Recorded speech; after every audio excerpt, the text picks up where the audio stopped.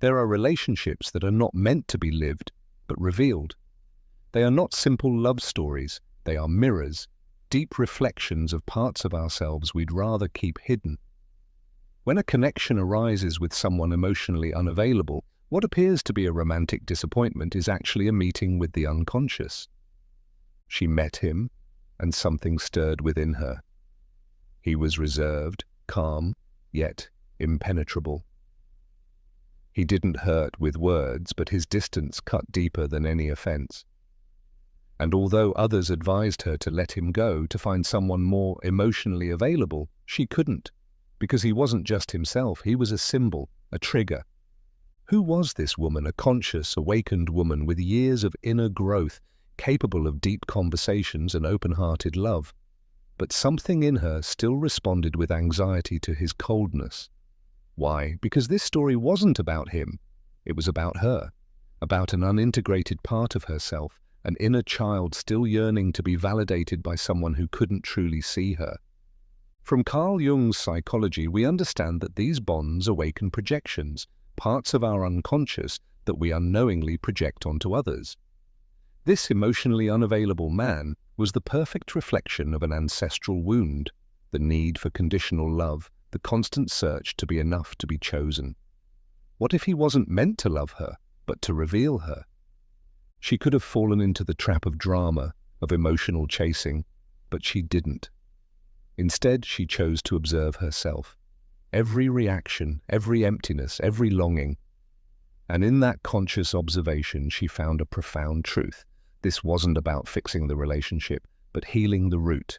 This video is not a guide to win over a cold man. It is an exploration of how a high-value woman becomes the alchemist of her inner life, how she transforms pain into wisdom, need into autonomy, and waiting into self-choice. And if true love is not begged for, but sustained from within, stay. Because this is not a romantic story, it is a story of deep awakening. A relationship with a cold man is not just a painful experience, it is a psychic revelation. Carl Jung said that everything that is not made conscious appears in our lives as fate. And so, without knowing it, this woman hadn't attracted that man, she had attracted an image, the image of a part of her own shadow. The shadow, in Jungian psychology, represents all that we have repressed, denied, or failed to integrate. And intimate relationships are the perfect ground for that shadow to activate. In this case, the man's coldness was not just a lack of affection, it was a trigger that opened the floodgates of her unconscious. She felt anxious when he didn't respond. Her mind filled with obsessive thoughts. Did I say something wrong? Am I being too intense? What if he's no longer interested? But instead of acting on impulse, she asked herself, what part of me is being touched by this silence? And she found the answer. That silence echoed old memories of exclusion, of feeling unseen, of having to try hard to deserve attention. It wasn't the first time she'd felt this. It was just that now the intensity of the connection had amplified it. Jung also speaks to us of projection, the unconscious act of placing our qualities, needs, or wounds onto another. In this case, she wasn't just projecting her need for love, she was projecting her own undeveloped masculine energy. She saw in him the strength, direction, and emotional independence she had not yet learned to embody within herself. And that's why it hurt so deeply, because instead of seeing him as a limited human being, she saw him as an ideal, as a potential yet to be discovered, as a rough diamond that, given enough love, could shine. This is one of the most common traps, falling in love not with the other person, but with the idea of who they could be, and in that illusion, even a high-value woman can lose herself if she's not conscious. But she began to awaken. She started to understand that the connection was not a mistake. It was a mirror. He wasn't there to be saved, but to teach her something crucial. That what she longed for in him was not hers by right. It was a reflection of what she had yet to awaken within herself. And upon seeing it with this new clarity, she stopped expecting him to fill her emptiness. This is one of Jung's deepest teachings. Everything we seek outside is actually an invitation to look within. That need for closeness wasn't wrong, but it was incomplete. She couldn't depend on someone else choosing her to feel worthy. That was an unconscious way of giving away her power. Thus, the relationship began to lose its romantic tone and took on a sacred one. Each of his silences became a call inward. Each rejection was an opportunity to look at herself with honesty. Each frustrated expectation, a chance to dismantle inherited beliefs that kept her trapped in the idea of not being enough. With this new understanding, the dynamic changed, not because he changed, but because she stopped reacting the way she used to. She allowed herself to feel the pain, but didn't dramatize it. She noticed her impulses to insist, but didn't let herself be carried away by them. She recognized the wound, but didn't hand over the wheel. She understood that being with someone emotionally closed off was not a coincidence, but a profound lesson, an initiatory experience in which the true protagonist wasn't the other, but her own consciousness. It was no longer about repairing the bond, but about deactivating the internal pattern that had led her there. She even realized that many times she had confused intensity with connection, that she had tolerated emotional absences disguised as mystery, that she had called love a constant struggle for attention. That honesty with herself is what set her free, because deep down, what she was really searching for wasn't that man, but a reconnection with her own worth, a validation not born from another's desire, but from an inner certainty. With that clarity, a new strength began to emerge within her. Not a loud strength, but a serene one, not rebellion, but firmness, and she understood something transformative. That man wasn't cold to punish her, but to point out the corners of her inner world that still needed warmth. The other's disinterest ceased to be a judgment and became a sign that the time had come to stop begging and start choosing. Most people, when they feel ignored or undervalued, quickly fall into the victim role. He doesn't love me, he doesn't see me, what did I do wrong? But not her. This high-value woman understood that entering the game of emotional drama was just another subtle way of giving away her power. So she chose something different, not to react, not out of repression, but from lucid observation. Every time he pulled away, she breathed and returned to herself. She didn't send impulsive messages, didn't demand explanations, didn't seek instant validation. Instead, she asked herself, what part of me wants to run after someone who is walking away? What emotional void is speaking when I want to force a response? In those pauses, in that sacred space between stimulus and reaction, a deep transformation began to unfold. She discovered that she wasn't fighting against him, but against her own feeling of inadequacy.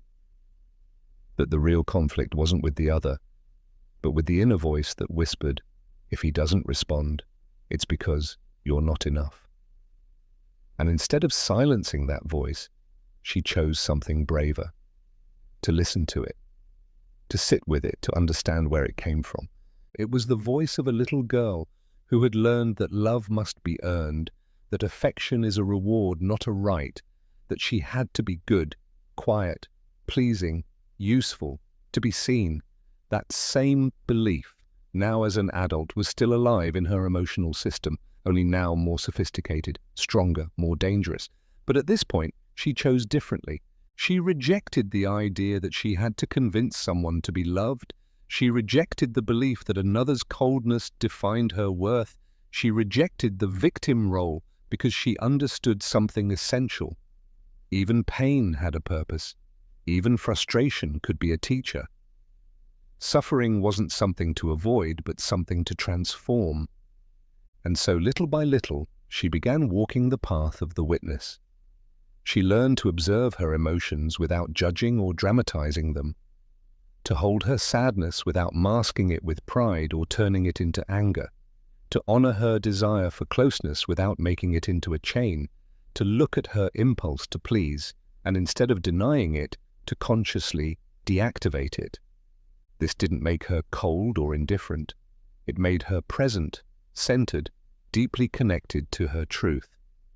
There was a quiet strength in her new way of being, a dignity that didn't need to shout to be affirmed, a calm that didn't depend on the other's actions. That serenity wasn't indifference, it was emotional mastery.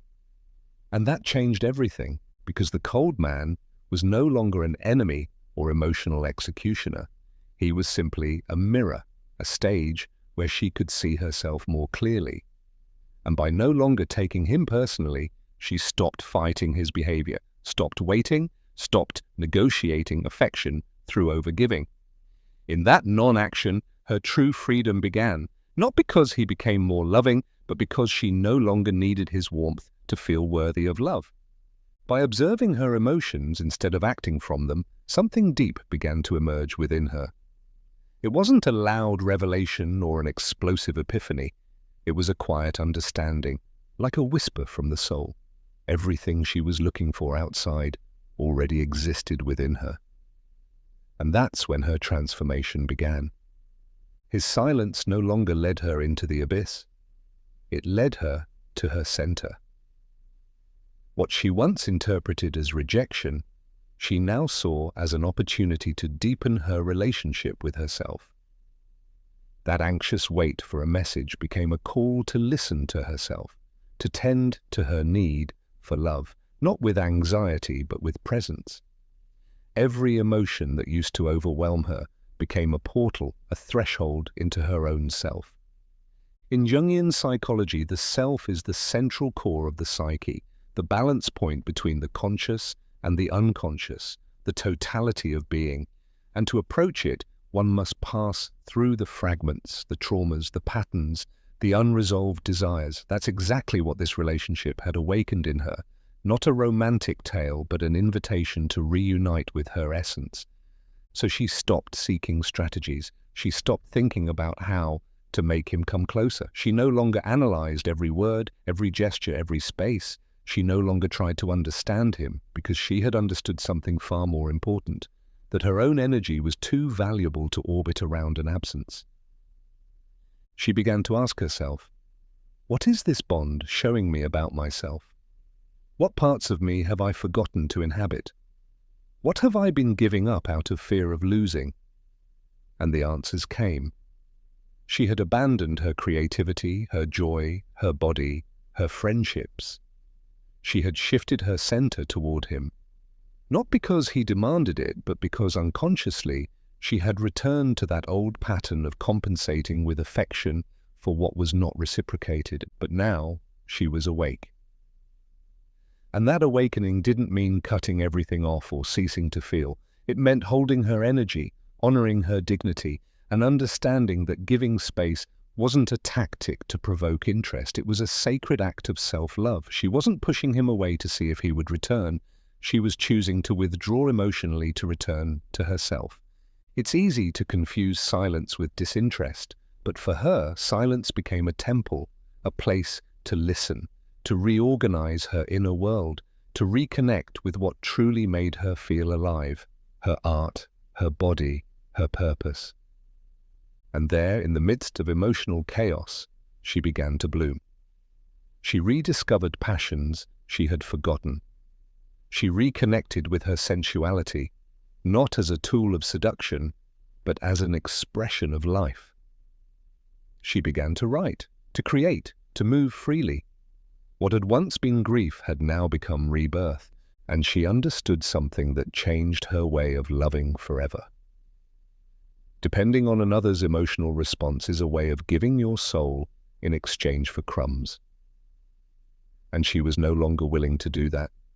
Her worth didn't rise or fall based on how much attention she received.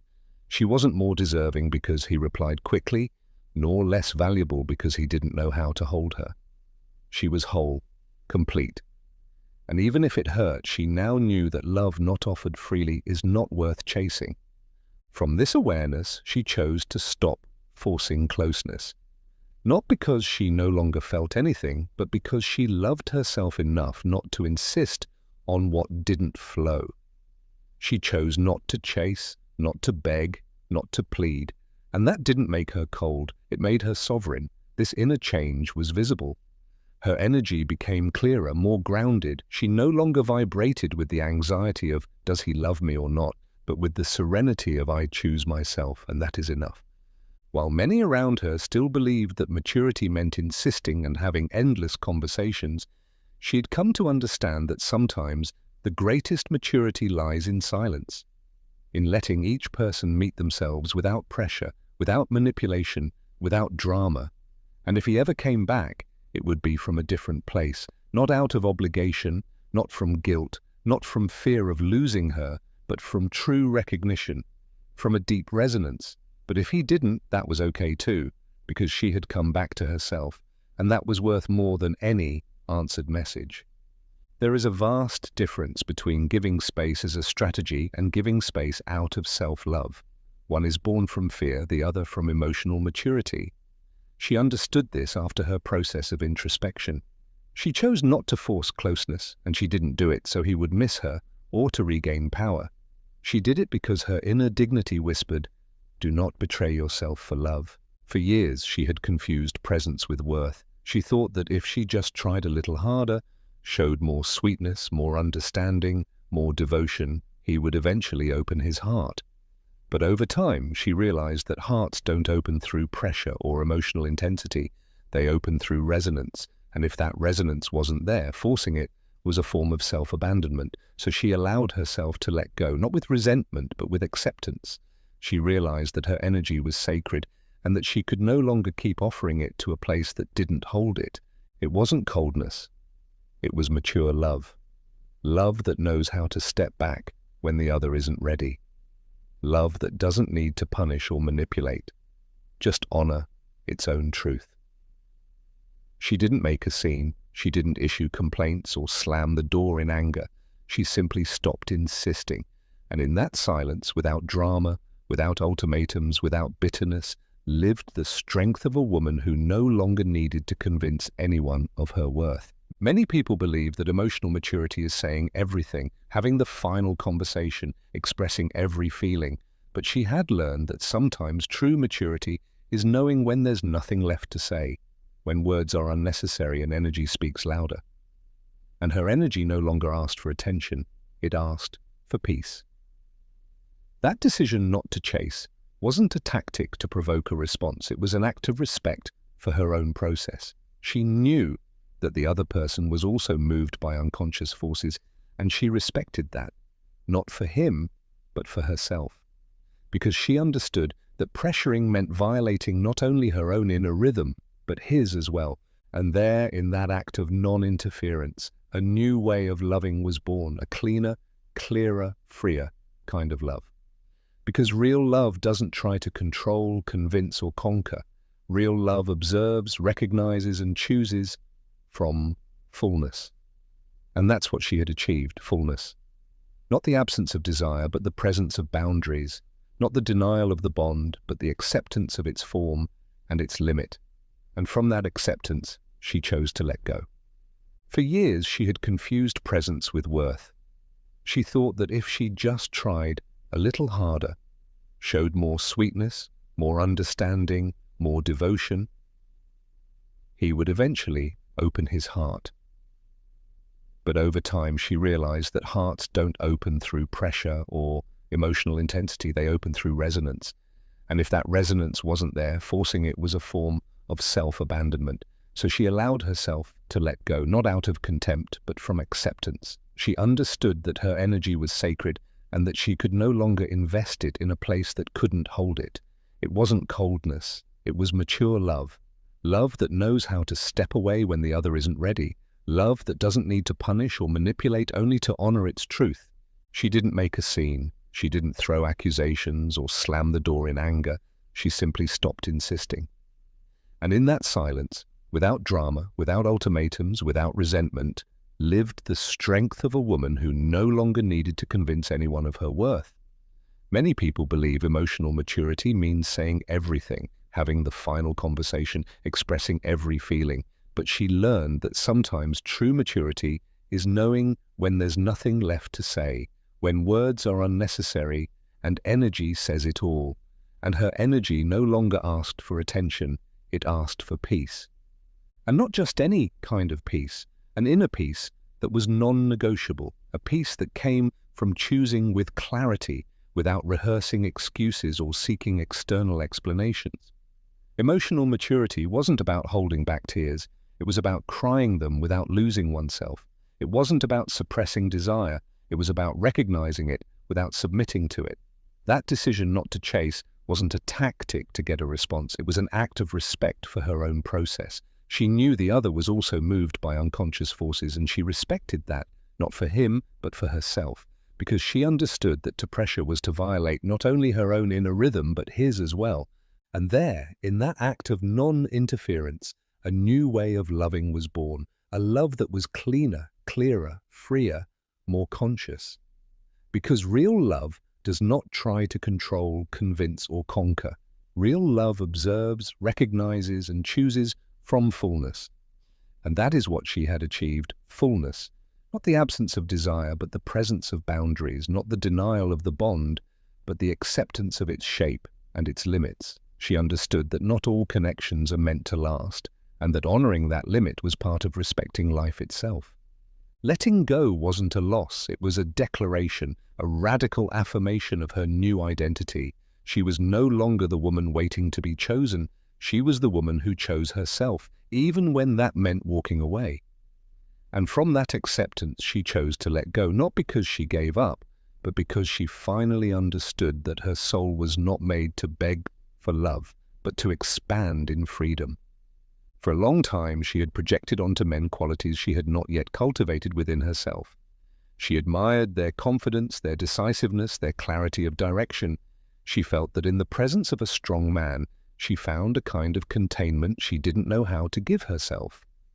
And unknowingly, this placed her in an unequal position, waiting for the other to be what she didn't allow herself to be. Carl Jung called this inner figure the animus, the masculine part of the feminine unconscious, a set of energies that have nothing to do with gender but with psychic functions, firmness, logic, direction, autonomy.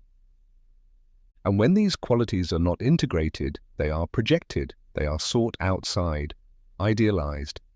She had done this. She saw in that cold man someone strong, centered, unshakable. She confused his distance with self-control, his lack of response with depth, his ambiguity with mystery.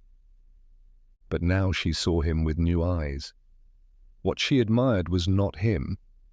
It was the part of herself that had not yet awakened.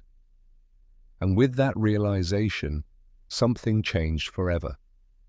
Instead of continuing to hope that he would become the ideal man, she began to become her own center, to develop her inner direction, to stop doubting every step, to make decisions without fear of being wrong, to trust not only her intuition, but also her reason. She stopped looking to him for the stability she could build on her own.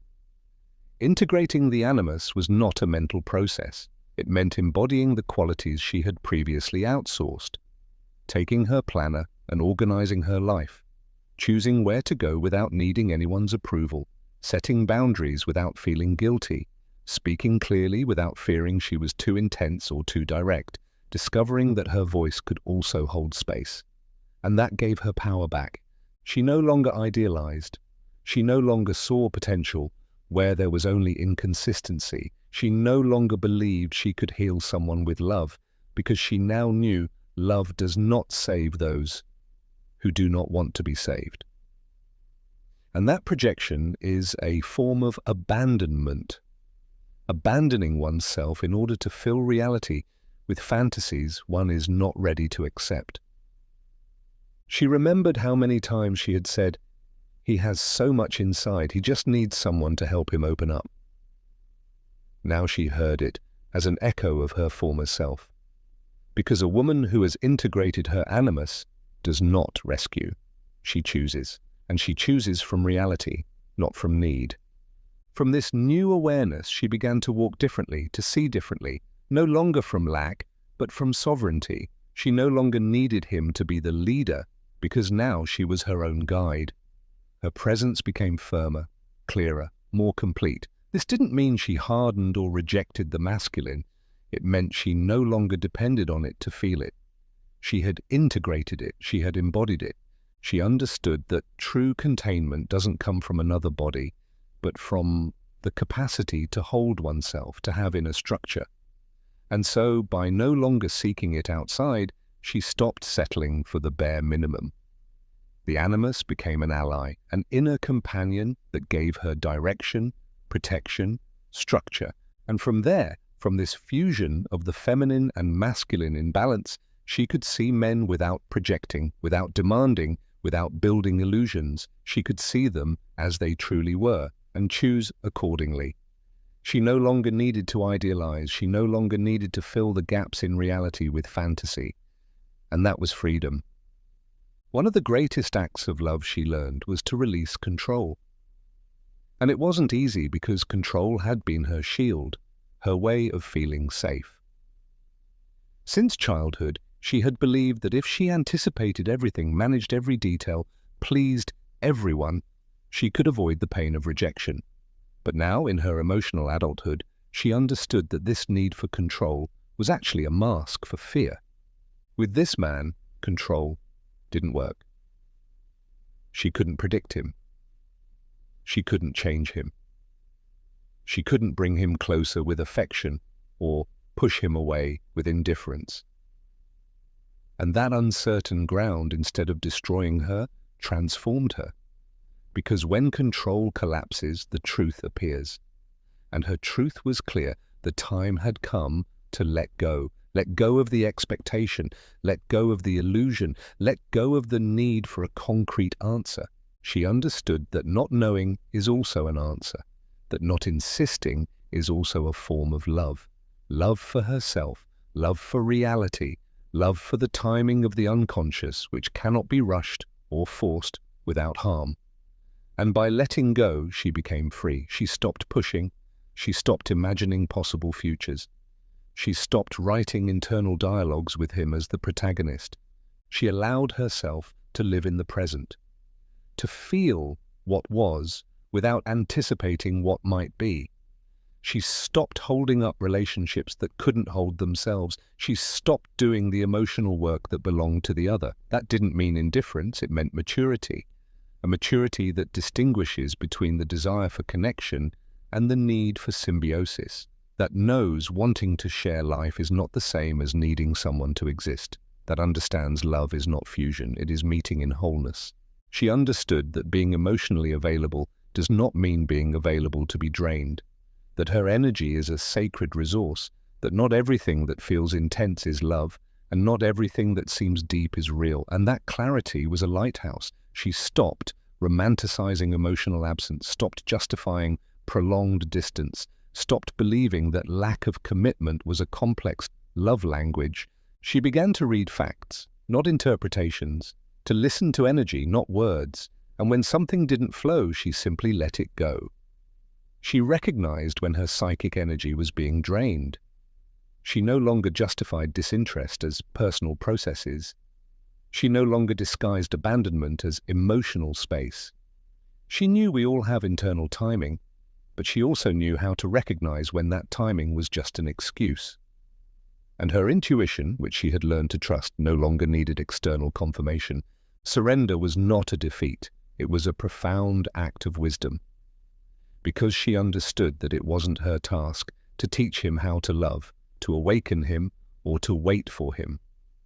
Her only task was to care for herself, to protect her energy, to choose spaces where she could bloom, not wither.